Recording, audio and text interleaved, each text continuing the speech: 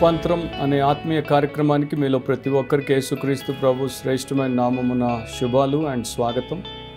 ఈరోజు మనము క్లుప్త వాక్య ధ్యానానికి అపోస్తల కార్యములు 13వ అధ్యాయము 4వ వచనం నుండి 12వ వచనం వరకు మీ బైబిల్ తెరిచి మీరు గమనించండి. నేను చదువుతాను.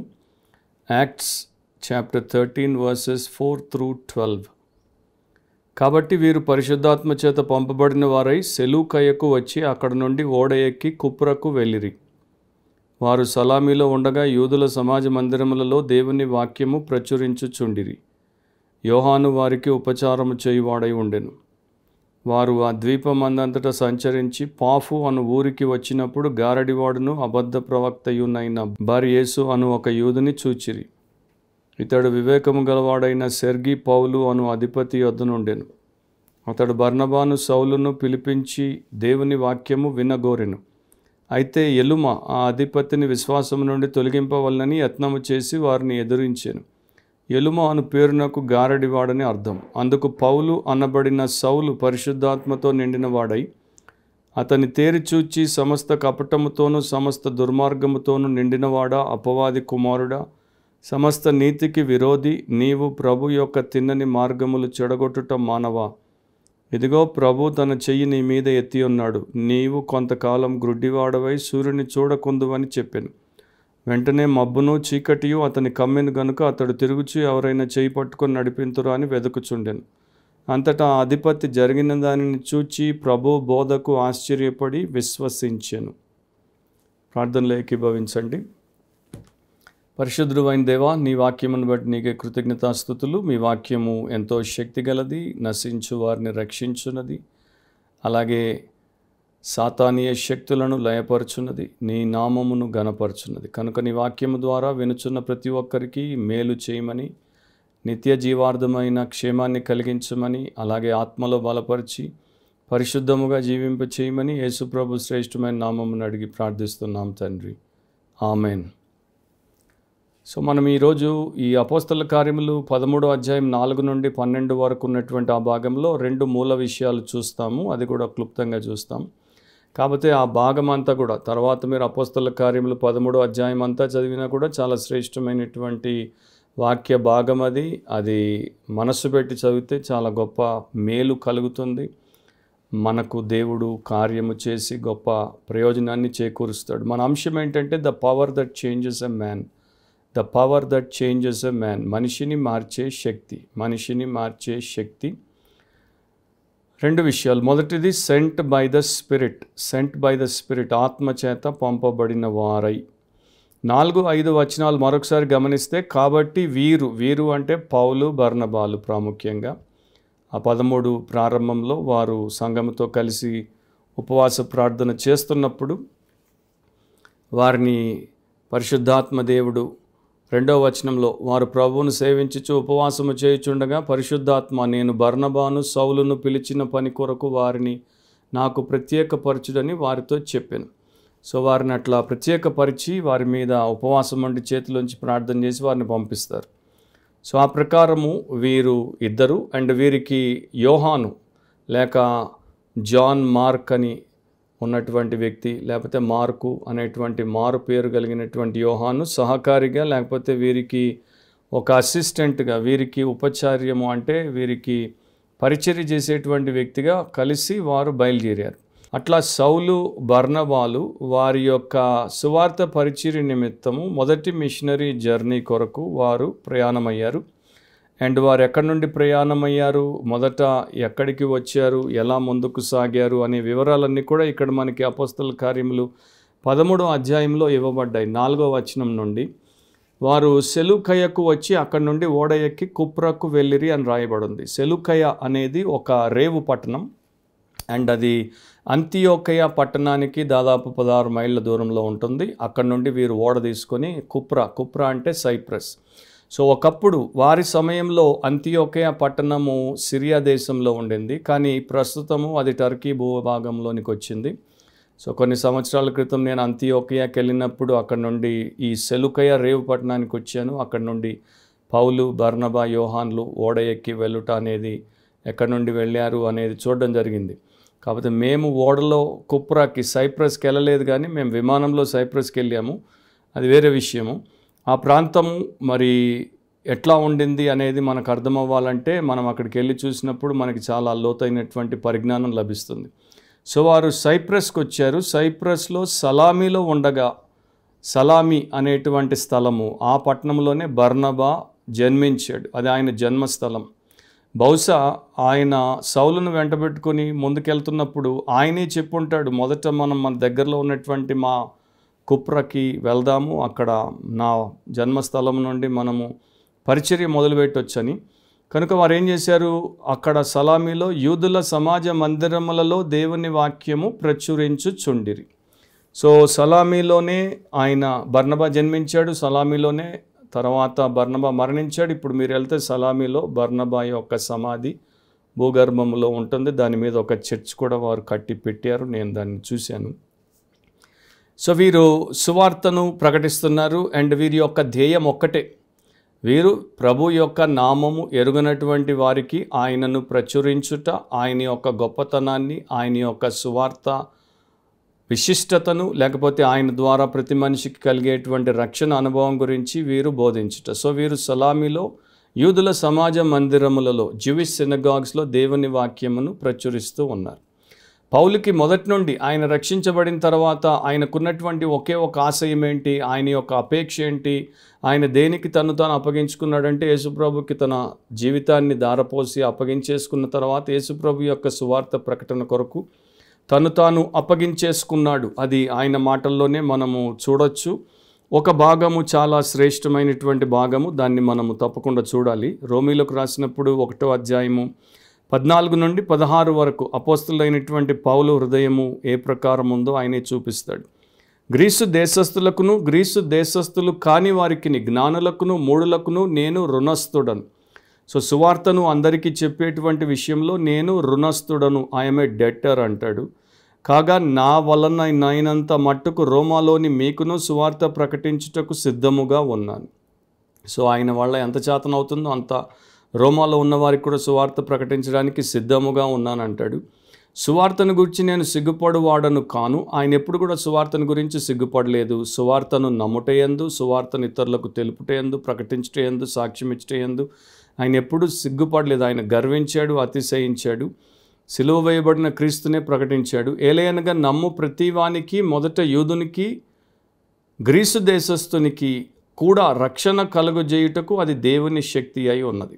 సో పౌలుకి తెలుసు సువార్త రక్షించుటకు, ఏ మనిషినైనా రక్షించుటకు అది దేవుని శక్తి. దేవుడు ఒక వ్యక్తిని రక్షించాలంటే సువార్త శక్తిని వినియోగిస్తాడు. కనుక అది మాకు ఇచ్చాడు, దాన్ని మేము వినియోగించాలని అపోస్తులైనటువంటి పౌలుకు తెలుసు. ఆ ప్రకారం ఆయన చేశాడు. అండ్ ఆయన బర్నబా ఇద్దరు కూడా మరి పరిశుద్ధాత్మ చేత పంపబడ్డారు. పరిశుద్ధాత్మ ప్రేరేపణ ఉన్నప్పుడు దేవుడి వాక్యము, దేవుడి చిత్త ప్రకారమే వారు చేస్తారు. దాంట్లో మనకు మరొకటి కనిపించదు. అప్పటికింకా ఆయన సౌలుగానే పిలువబడుతున్నాడు, పౌలుగా ఇంకా పిలువబడలేదు. కానీ మొట్టమొదటిసారి న్యూ టెస్టమెంట్లో ఇదే అధ్యాయంలో 9వ వచనంలో ఈ యొక్క సౌలు పౌలు అని పిలువబడతాడు. అంటే ఆయనకున్న పేరే అది, కాసేపట్లో చెప్తాను. తర్వాత నుండి ఆయన ఎప్పుడు పౌలుగానే పిలువబడ్డము 13వ వచనం నుండి మనం చూస్తాం. సో ఆయన సువార్త ప్రకటిస్తున్నప్పుడు బలమైనటువంటి కార్యములు ఇక్కడ జరగడం మొదలవుతుంది. 12వ వచనం నుండి మనం చూస్తాం. ఒక గొప్ప హతసాక్షిగా చరిత్రలోకి నిలిచిపోయినటువంటి వ్యక్తి పేరు ఐరీన్. ఆమె ఎంపరర్ కాన్స్టంటీన్ కాలంలో పర్షియాలో ఉన్నటువంటి ఒక పట్టణం మగెదోన్ అనేటువంటి పట్టణంలో ఉన్న గవర్నర్ లిసినియస్ అనే ఆయన కుమార్తెగా జన్మించింది. అపెలేనియస్ అనేటువంటి ఒక బోధకుడి కింద, అంటే ఒక ఉపాధ్యాయుడి కింద ఆమె విద్య నేర్చుకుంది. ఆయన ద్వారానే క్రైస్తవుల గురించి, క్రైస్తవ్యం గురించి కూడా విన్నది. విన్న తర్వాత ఆమె క్రైస్తవ విశ్వాసంలోనికి వచ్చింది. సువార్తకు ఆమె స్పందించి క్రిస్టియన్ అయింది. క్రిస్టియన్ అయినప్పుడు ఆమె తండ్రి గవర్నర్గా ఉన్నాడు కనుక ఆయనకి విపరీతమైనటువంటి కోపం వచ్చింది. సో ఆమెను వెంటనే క్రీస్తును విసర్జించమన్నాడు. ఆమె ఏమో ఇంకా ఆయన్ని హత్తుకుంది. సో ఆమె ఇంకా ఆయనకి అంకితం అయిపోయేసరికి తండ్రికి ఇంకా ఆగ్రహం వచ్చేసింది. ఒకసారి ఎంత కోపం వచ్చిందంటే పిచ్చి కోపంతో తన సైనికులకు చెప్పాడు, ఆమెను మైదానంలోనికి తీసుకెళ్ళి ఆమె మీద గుర్రాలు ఎక్కించి తొక్కించి చంపండి అని. సో ఆమెను అట్లా ఈడ్చుకెళ్ళి ఆమె మీదకి గుర్రాలు పరిగెత్తుకుంటూ వచ్చి తొక్కబోతున్న టైంలో ఎందుకో తండ్రి కూడా పరిగెత్తాడు. సో గుర్రాలు ఆమెను తొక్కడానికి బదులు ఆయన తొక్కేసి, సో ఈ యొక్క గవర్నర్ నేల మీద పడి ఆ బాధతో నొప్పులతో ఉన్నప్పుడు ఆయన పక్క నుండి బాధతో కన్నీటితో ప్రార్థన చేస్తున్నప్పుడు అప్పుడు ఆయనలో మార్పు వచ్చింది. అప్పుడు ఆయన సువార్త ద్వారా రక్షించబడ్డాడు. రక్షించబడిన తర్వాత కుమార్తెతో కలిసి ఆయన కూడా క్రైస్తవ విశ్వాసంలోనికి వచ్చాడు. వచ్చినప్పుడు పర్షియన్ రాజు సెడికియస్ ఆయన్ని గవర్నర్ పదవి నుండి తొలగించేశాడు. తర్వాత ఈమె ఐరీన్ ఇంకా గొప్పగా దేవుడి కొరకు అందరికీ సువార్త చెప్తూ ఉండడం చేత ఆమెను పట్టుకున్నారు, చెరసాల్లో వేశారు, చిత్రహింసలు పెట్టారు. చివరికి ఆమెను శిరఛేదనం చేసి, అంటే ఆమెను బిహెడ్ చేసి, ఆమె తలను నరికి ఆమెను 384 ADలో హతసాక్షిగా మార్చారు. సో చరిత్రలో మనకు కనబడేది ఏంటంటే, ఒక బలమైనటువంటి సువార్త ఎక్కడ ప్రకటింపబడిన, ఏ సమాజంలో, ఏ మతములో, ఏ విధమైనటువంటి జీవన విధానంలో ఉన్నటువంటి వ్యక్తులనైనా అది శక్తితో మార్చగలదు. రెండవది దీంట్లో మనం గమనించేది స్ట్రెంగ్థెన్డ్ బై ద స్పిరిట్. 6 నుండి 12వ వచనం వరకు మీరు చదివితే అక్కడ వీరు సౌలు బర్నబాలు ఆత్మచేత బలపరచబడ్డారు. అండ్ అక్కడ మరో వ్యక్తిని గురించి కూడా పరిశుద్ధాత్మ దేవుడు మనకి చూపిస్తాడు. అతడి పేరు గారడి వాడును అబద్ధ ప్రవక్తనునైన బర్ యేసు. ఇతడు ఒక యూదుడు, కాకపోతే ఇతడు చాలా దుష్టుడిగా మనకి ఇక్కడ చూపించబడ్డాడు. వీరు ఆ ద్వీపమంతా, అంటే కుప్రా అనేది, సైప్రస్ అనేది ఒక ఐలాండ్, ఆ ద్వీపమంతా తిరిగి సలామీ నుండి నెక్స్ట్ పట్టణానికి వచ్చారు, పాఫు అనేటువంటి పట్టణం. సో నేను కూడా పాఫు అనేటువంటి పట్టణానికి వెళ్ళినప్పుడు అక్కడ శిథిలాలు ఉన్నాయి. ఆ శిథిలాల్లో మరి ఈ యొక్క అధిపతి ఎవరైతే ఉన్నారో సెర్గి పౌలు అనేటువంటి అధిపతి ఉన్నటువంటి నివాసము, గృహమని చెప్పబడుతూ నమ్మబడుతున్నటువంటి స్థలానికి వెళ్ళి చూడడం కూడా జరిగింది. సో ఆ స్థలానికి వీరు రావడం, అక్కడ ఆ అధిపతిని ఎదుర్కోవడం, ఆ అధిపతి యొక్క దగ్గర ఉన్నటువంటి ఆయన యొక్క అసిస్టెంట్ అనండి, లేకపోతే ఆయన యొక్క హెల్పర్ అనండి, ఈ బర్ యేసు అనే యూదుని వీరు కలుసుకోవడం జరిగింది. అతడితో వీరికి ఒక వివాదం, ఈ గారడి వాడైనటువంటి ఎలుమ బర్ యేసుతో వీరికి ఒక వివాదం. ఆ వివాదము తర్వాత వీరు కార్యమును కొనసాగిస్తారు. అదేంటో కూడా మనం చూద్దాం. 7వ వచనం 12వ వచనాన్ని మీరు ఒకవేళ ప్రత్యేకంగా చూస్తే, అతడు అంటే సెర్గి పౌలు బర్నబాను సౌలును పిలిపించి దేవుని వాక్యము వినగోరెను. సో వీళ్ళిద్దరు ఆ ద్వీపములో సువార్త చెప్తున్నారు. అది విన్నటువంటి సెర్గి పౌలు వారిద్దరిని పిలిపించి దేవుని వాక్యమును వినగోరాడు. 12లో అంతటా అధిపతి జరిగిన దానిని చూచి ప్రభు బోధకు ఆశ్చర్యపడి విశ్వసించింది. తర్వాత ఆయన పూర్తిగా విన్నాడు. మధ్యలో ఆయనకు ఒక ఆటంకం వచ్చింది. అదేంటో మనం చూద్దాం. సో సెర్గి పౌలు లేకపోతే సెర్గియస్ పౌలస్ అనేటువంటి వ్యక్తి ఒక రోమన్ ప్రోకాన్సల్, అంటే అతడు ఆ ప్రాంతానికి అధిపతిగా రోమన్ల ద్వారా నియమించబడిన వ్యక్తి. హోదా ఉన్నటువంటి వ్యక్తి, గొప్ప పదవిలో ఉన్నటువంటి వ్యక్తి, బాగా సంపాదన ఉన్నటువంటి వ్యక్తి. రోమన్లకి అన్నిటికన్నా ఎక్కువగా సుఖము, సంతోషము, సౌకర్యం ముఖ్యం. అలాంటి స్థితిగతులు కలిగినటువంటి వ్యక్తి. కానీ అతనికి దేవుడి వాక్యము పట్ల ప్రీతి కలిగింది. అతనికి అనామకులైనటువంటి 2 వ్యక్తులు మొదటిసారి అక్కడికి వచ్చి దేవుడి వాక్యాన్ని చెప్తున్నారు, విశిష్టంగా చెప్తున్నారు, కానీ వినుగి ఎరగనటువంటి సంగతులు చెప్తున్నారు కనుక తాను కూడా విందామనుకున్నాడు. మొదట కుతూహలమే అయ్యుండొచ్చు, కానీ తర్వాత అతని యొక్క ఆత్మలో ఉన్నటువంటి ఆ లేమిని బట్టి సత్యమును వెతికే వ్యక్తిగా అతడు తెలుసుకోవాలనుకున్నాడు. సో అట్లాంటి సమయంలో సౌలు బర్నబాలు అతనికి వాక్యం చెప్పే ప్రయత్నంలో ఉన్నప్పుడు ఈ బర్ యేసు అనేటువంటి ఈ దుష్టుడు ఇతడు అడ్డుకున్నాడు. ఇతడు ఎట్లాంటి వాడంటే ఆ మనిషికి సత్యానికి మధ్యలో వచ్చాడు. వీరిద్దరూ ఆ వ్యక్తికి సత్యం చెప్పకుండా అడ్డుపడుతున్నాడు. ఇట్లాంటి వారి గురించి బైబిల్లో యేసుప్రభు కూడా కొన్నిసార్లు ఖండించాడు. ఇట్లాంటి వారి గురించి మీరు మత్తయి సువార్త 23వ అధ్యాయం 13వ వచనంలో ప్రభు చెప్పినటువంటి మాటల్లోనే విని తెలుసుకోవచ్చు. అయ్యో వేషధారులైన శాస్త్రులారా, పరిసయ్యులారా, మీరు మనుషుల ఎదుట పరలోక రాజ్యమును మూయుదురు. సో వీడు కూడా అట్లాంటి వాడు అనమాట. వాడు నమ్ముకోడు, వాడు రక్షించబడడు. అండ్ ఈ యొక్క అధిపతి అయినటువంటి సెర్గి పౌలును కూడా నమ్ముకొని రక్షణ పొందకుండా అడ్డం పడుతున్నాడు. లూకా సువార్త 11వ అధ్యాయం 52వ వచనంలో అయ్యో ధర్మశాస్త్రోపదేశకులారా, మీరు జ్ఞానమను తాళపు చెవిని ఎత్తుకొని పోతిరి, మీరును లోపల ప్రవేశింపరు, ప్రవేశించు వారిని అడ్డగింతురని చెప్పాను. సో ఈ ప్రకారం రకరకాల మనుషులు, వారు నమ్మరు, వారు దేవుడి రాజ్యంలోనికి రారు, ఇతరులను రానివ్వరు. ఇట్లాంటి వారు ప్రతి తరంలో మనకు కనబడతారు, అన్ని కోవల్లో మనకు కనబడతారు. కొంతమంది భర్తలు తాము యేసును నమ్మరు, వారు సంఘానికి రారు, వారు రక్షణ పొందరు, వారు నిత్య జీవాన్ని పొందుకోరు. అట్లాగే వారి భార్యల బిడ్డల్ని కూడా ఆపే ప్రయత్నం చేస్తారు, ఆటంకపరుస్తారు. ఇట్లాంటి వారందరూ కూడా చేసేది చాలా పెద్ద పాపం. సో యేసు అన్నదానికి యాక్చువల్గా అర్థం ఏంటంటే సన్ ఆఫ్ జీసస్, యేసు కుమారుడు అని దాని యొక్క అర్థం. పేరేమో యేసు కుమారుడు, కానీ నిజానికి వ్యక్తిత్వము, వ్యవహారం అంతా కూడా అపవాది కుమారుడు. అందుకని చాలామంది పేరు, క్రైస్తవ పేరు, గుణం కిరాతకం అంటే చాలా భయంకరంగా ఉంటుంది. అట్లాంటి వ్యక్తి అన్నమాట. ఇతడు ఏమేమి చేశాడు అనేది తర్వాత ఎప్పుడైనా చూడొచ్చు. గతంలో ఒక మెసేజ్ ఇతని గురించి నేను ఇచ్చినట్టు నాకు గుర్తు, ఇప్పుడు అది నా సబ్జెక్ట్ కాదు. సమస్త కపటముతో, సమస్త దుర్మార్గముతో నిండినవాడు అన్నాడు, సమస్త నీతికి విరోధి అన్నాడు, ప్రభు యొక్క తిన్నని మార్గములు చెడగొట్టుట మానవ అని సౌలు ఇతన్ని బాగా గద్దించాడు. ప్రభు తన చెయ్యి నీ మీదికి ఎత్తి ఉన్నాడు, నీవు కొంతకాలం గుడ్డివాడవై సూర్యుని చూడకుందు అని ఆయన ఆదేశిస్తే వెంటనే వాడు గుడ్డివాడైపోయాడు. మబ్బును చీకటియు అతన్ని కమ్మింది కనుక అతడు తిరుగుచు ఎవరైనా చేయి పట్టుకొని నడిపింతురా అని వెదకుచుండేది. సో ఇక్కడ సువార్త ప్రబలడంతో పాటు సువార్త యొక్క ప్రభావం కూడా దేవుడు చూపిస్తున్నాడు. అంటే వారు వాక్యమును చెప్పడము, వాక్యముతో పాటు ఆయన యొక్క శక్తితో సూచక క్రియను చేయడం కూడా మనం గమనిస్తున్నాం.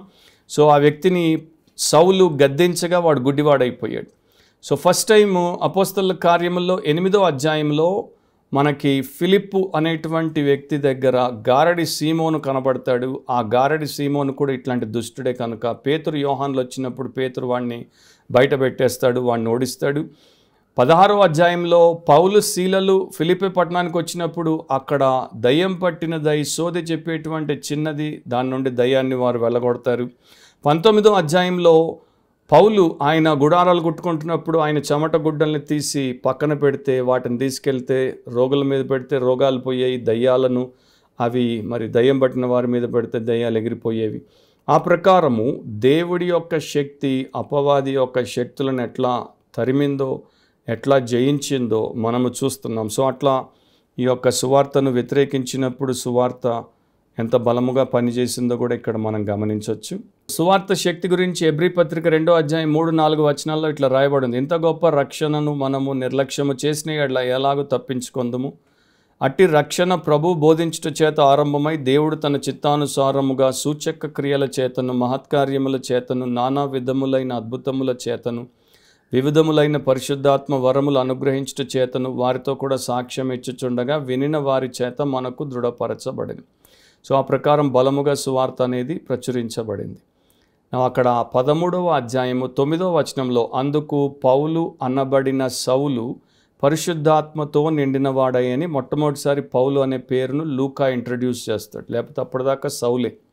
సో మొదటిసారి 13వ అధ్యాయము 9వ వచనంలో పౌలు అనబడిన సౌలు పరిశుద్ధాత్మతో నింపబడిన వాడై.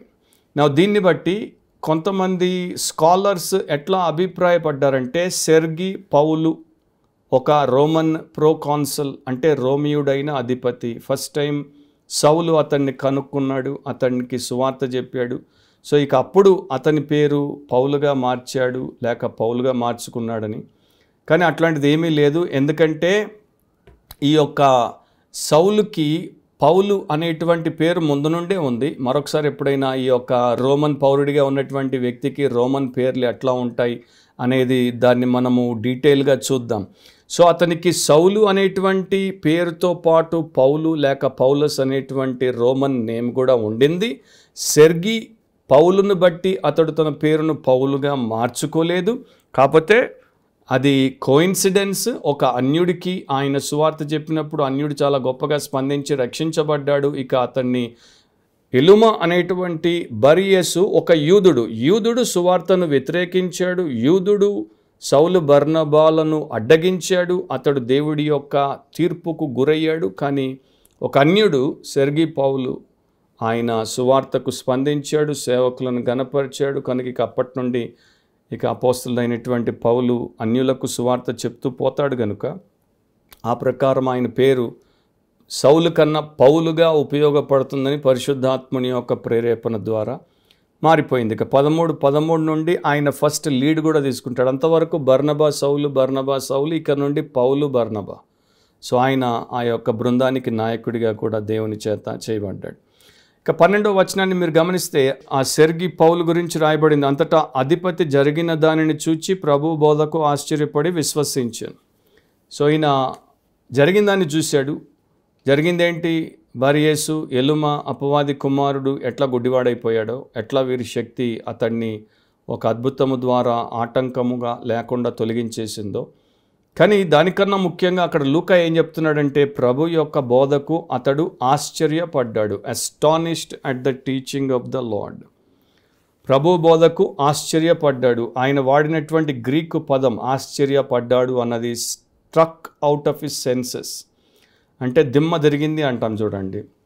అసలు ఇక దిమ్మ తిరిగినప్పుడు మనిషికి పంచేంద్రియాలు పనిచేయకుండా పోతాయి. ఆ ప్రకారం అతనికి పంచేంద్రియాలు పనిచేయకుండా పోయాయి. సో అతని ఆ సెన్సెస్ అనేవి అట్లా అయిపోయినప్పుడు అతడు మరి స్పిరిచువల్గా రెస్పాండ్ అయ్యాడు. మామూలుగా మనిషి సెన్సులను బట్టి ఆధారపడితే, పంచేంద్రియాల మీద ఆధారపడితే త్వరగా ప్రభు దగ్గరికి రాడు. కానీ ఇతడు చాలా బలముగా ఆ యొక్క దేవుని బోధ చేత ప్రభావితం అయ్యాడు కనుక వెంటనే విశ్వాసంలోనికి వచ్చాడు. అద్భుతాన్ని చూసి విశ్వాసంలోనికి వచ్చాడు అన్నవారు కూడా కొంతమంది ఉన్నారు. కానీ అక్కడ రాయబడినటువంటి గ్రీక్ గ్రామర్ బట్టి అద్భుతమును చూశాడు. కానీ దానికన్నా ముఖ్యముగా ప్రభు బోధ చేత ఆశ్చర్యపడి అతడు ఆయనకి తన్ను తాను అప్పగించుకున్నాడు, విశ్వాసంలోనికి వచ్చాడు, రక్షించబడ్డాడు. చరిత్రలో కూడా మనం చూస్తే క్రైస్తవ లోకంలో బిహెచ్ క్యారల్ అనేటువంటి ఒక వ్యక్తి యవన కాలంలో ఆయన సివిల్ వార్లో సైనికుడిగా యుద్ధం చేస్తున్నప్పుడు ఆయనకి గాయమైతే ఒక వైపు అంతా కూడా దెబ్బతినిపోయింది. ఆ టైంలో ఆ గాయము చేత అండ్ ఆ కోపము చేత ఆ చేదు చేత ఆయన యుద్ధం నుండి ఇంటికి పంపబడితే వచ్చేసాడు. కాకపోతే నడవలేడు. సో ఈ యొక్క క్రచెస్ వేసుకొని నడవాలి. సో కోపంతో ఉన్నాడు. అందరి మీద కోపం, దేవుడి మీద కోపం. ఇక నేను ఎన్నటికీ చర్చిలో కాలే పెట్టను, నాకు దేవుడు ఏం చేశాడు అన్నటువంటి ఆ యొక్క వితండవాదంతో ఉన్నాడు. అతని తల్లి మంచి భక్తురాలు, ప్రార్థనాపరురాలు. ఆమె అతన్ని బతిమిలాడి చాలా కాలం తర్వాత ఒక యూత్ క్యాంప్కి పంపింది. ఆ యూత్ క్యాంప్కి వచ్చాడు, కానీ ఏమాత్రం ఆసక్తి లేదు. తల్లి మాట కాదనలేక వచ్చాడు, కూర్చున్నాడు. సభలు అయిపోయాయి, మెసేజ్లు అయిపోయాయి, పాటలు అయిపోయాయి, అంత అయిపోయింది, ఆశీర్వాదం అయిపోయింది. ఇక పోదాం అనుకున్న టైంలో పుల్పిట్ దగ్గర కొంతమంది స్త్రీలు ఒక భక్తి గీతం పాడుతున్నారు. ఆ టైంలో ఎందుకు అటువైపు చూసినప్పుడు సడన్గా ఏదో పెద్ద వెలుగు వచ్చినట్టు వచ్చి దాంట్లో ఒక వ్యక్తి ఆకారము కనబడి అక్కడి నుండి ప్రయాసపడి భారం మోసుకొని వచ్చిన సమస్త జనులారా నా యొద్దకు రండి, నేను మీకు విశ్రాంతిని కలుగజేతును అన్న మాటలు బిహెచ్ క్యారల్కి వినబడినట్టు అనిపించింది. ఆ టైంలో ఆయన లోపల ఏదో జరిగింది. వెంటనే ఆయన అక్కడి నుండి ఇంటికి వచ్చేసాడు. తల్లికి ఏం చెప్పలేదు, తన గదిలోనికి వెళ్ళిపోయాడు. గదిలోనికి వెళ్ళిపోయి నేరుగా పోయిన తర్వాత మోకాళ్ళ మీదకి వచ్చాడు, 2 చేతులతో ముఖం కప్పుకున్నాడు. అప్పుడు తల్లి చిన్నప్పటి నుండి వచనాలు నేర్పిస్తూ ఉంటే ఒక వచనం ఆయన జ్ఞాపకం వచ్చింది. యెషయా గ్రంథం 55వ అధ్యాయం 12వ వచనం. మీరు సంతోషముగా బయలువెళ్ళుదురు, సమాధానము పొంది తోడుకొని పోబడుదురు, మీ ఎదుట పర్వతములను మెట్టలను సంగీత నాదము చేయును, పొలములోని చెట్లన్నీ చప్పట్లు కొట్టును. సో అతడు ఆ మాటల్ని ధ్యానిస్తూ సంతోషంతో ఉన్న సమయంలో తల్లికి మరి కుమారుడు వచ్చాడు, నేరుగా గదిలోకి వెళ్ళిపోయాడు. ఏంటో అనేసి ఆమె పైకి వచ్చింది. వచ్చినప్పుడు ఇతన్ని చూసినప్పుడు తల్లిని చూడడానికి చేతులు తీయట్లేదు. కానీ ఇతని తల్లి వచ్చి అతని 2 చేతులు తీసి ముఖం వైపు చాలా జాగ్రత్తగా పరికించి చూసినప్పుడు ఏదో కొత్తదనం కనిపించింది. వెంటనే ఆమె కాసేపు ఆగిన తర్వాత అంది, నీవు ప్రభువుని కనుగొన్నావు కదా, you have found the lord అన్నప్పుడు అప్పుడు అతడు చిరునవ్వు నవ్వాడు. అతడు రక్షించబడ్డాడు. తర్వాత అతడు ఒక సువార్త సేవకుడయ్యాడు, ఒక సువార్థికుడయ్యాడు. ఆ తర్వాత అతడు సదర్న్ బ్యాప్టిస్ట్ థియోలాజికల్ సెమినరీ, ప్రపంచంలో అతి పెద్ద సెమినరీ అన్నమాట, దానికి స్థాపకుడయ్యాడు. సో ఒక వ్యక్తి దేవుడి మీద కోపము, సంఘం మీద కోపము, మనుషుల మీద కోపము, చర్చిలో కాలే పెట్టను అన్నవాడిని దేవుడు సువార్త ద్వారా ఎట్లా రక్షించాడో చూడండి. సో ఆ ప్రకారము మనము చరిత్రలో అండ్ బైబిల్లో అనేకులు ఆయన యొక్క శక్తివంతమైనటువంటి సువార్త ద్వారా రక్షించబడుట, వారు రూపాంతరము చెందుట చూసాం. సో ఆయన శక్తి, ఆ శక్తి ఒక వ్యక్తిని ఎట్లా మారుస్తుంది, ఆ వ్యక్తి ఎలాంటి వాడైనా అవ్వచ్చు, ఆ వ్యక్తిని ఎట్లా మారుస్తుంది అన్నది దేవుడు మరలా మనకు నిరూపించి చూపిస్తున్నాడు. సో మీరు ఆ సువార్త శక్తిని గురించి ఎరిగి ఉన్నారా? ఆ సువార్త ఎప్పుడైనా మీరు విన్నారా? వినకపోతే ఇప్పుడే వినండి. అండ్ యేసుక్రీస్తు ప్రతి మానవుని యొక్క పాపమును తన మీద మోపుకొని ఆ మానవుడి పాపమునకు ప్రాయశ్చిత్తము చేశాడు. ఆయన పాపము లేని పరిశుద్ధుడు, దేవుని కుమారుడు, లోకంలో నరావతారిగా వచ్చాడు. అండ్ ఆయన మనందరి పాపాన్ని మతము, కులము, జాతి, వర్గము, వర్ణం అనే భేదం లేకుండా మనిషిగా ఉన్న ప్రతి ఒక్కడి పాపానికి ఆయన ప్రాయశ్చిత్తం చేశాడు. తన దేహము చీల్చబట్టకిచ్చాడు, తన రక్తము చిందింపబట్టకిచ్చాడు. ఆయన అందరి నిమిత్తము వారి పక్షమున ఆయన ప్రాణం అర్పించాడు, చనిపోయాడు, సమాధి చేయబడ్డాడు, 3వ దినమున తిరిగి లేచాడు. కనుక ఆయన మాత్రమే మన పాపమును క్షమించి మన ఆత్మను రక్షిస్తాడు. లేకపోతే మనం నిత్య నాశనానికి అప్పగించబడతాం. అది తిరుగులేని సత్యం. సో ఆ సువార్త శక్తి ద్వారా 34 ఏళ్ల క్రితం నేను రక్షించబడ్డాను, సెర్గి పౌలు రక్షించబడ్డాడు, బిహెచ్ కేరళ్ రక్షించబడ్డాడు, హతసాక్షిగా మారిన ఐరీన్ రక్షించబడింది, ఆమె తండ్రి రక్షించబడ్డాడు. ఇట్లా ప్రపంచంలో సంఖ్యాకులు. మరి మీరెందుకు రక్షించబడకూడదు? మీరెందుకు అపవాది పిల్లలుగా మిగిలిపోవాలి? మీరెందుకు దేవుని కుమారులుగా, కుమార్తెలుగా మారకూడదు? ఈ పూటే విశ్వాసం ఉంచండి, పాపం ఒప్పుకోండి, విడిచిపెట్టి మారు మనసులోనికి రండి, రక్షించబడండి. అండ్ దేవుడు మీ కొరకు ఏర్పాటు చేసిన నిత్య రాజ్యంలోనికి ప్రవేశించండి. ఆత్మచేత బలపడి బలమైన జీవితాన్ని జీవించండి. ప్రార్థనలో ఏకీభవించండి. పరిశుద్ధమైన తండ్రి, మీ యొక్క శ్రేష్టమైనటువంటి సువార్త శక్తిని బట్టి, ఆత్మలను రక్షించు దేవుని శక్తిని బట్టి మీ కృతజ్ఞతలు. ఎలాంటి వారినైనా రక్షించే శక్తి గల ఈ సువార్తను మేము ఎరిగి ఇతరులకు చెప్పకుండా ఉండట అది మా పాపం, మా నేరం. అలా మేము ఉండకుండా క్రైస్తవ విశ్వాసులందరూ కూడా బోధించుటకు, ఇతరులకు దాన్ని ప్రకటించుటకు సహాయం చేయండి. నమ్మని వారు మా కుటుంబాల్లో, మా సంఘాల్లో, మా సమాజాల్లో ఉన్న వారందరూ నమ్మునట్లు మీరు కార్యము చేయమని యేసు శక్తిగల నామమును అడిగి ప్రార్థిస్తున్నాం తండ్రి. ఆమేన్. ప్రభువైన యేసుక్రీస్తు యొక్క కృప, తండ్రి అయిన దేవుని ప్రేమ, పరిశుద్ధాత్మని అన్యోన్య నిత్య సహవాసం, వాక్యాన్ని విని వాక్యానుసారంగా బ్రతుకు ప్రతి ఒక్కరికి ఇప్పుడు ఎల్లప్పుడూ సదాకాలము తోడై ఉండును గాక. ఆమేన్.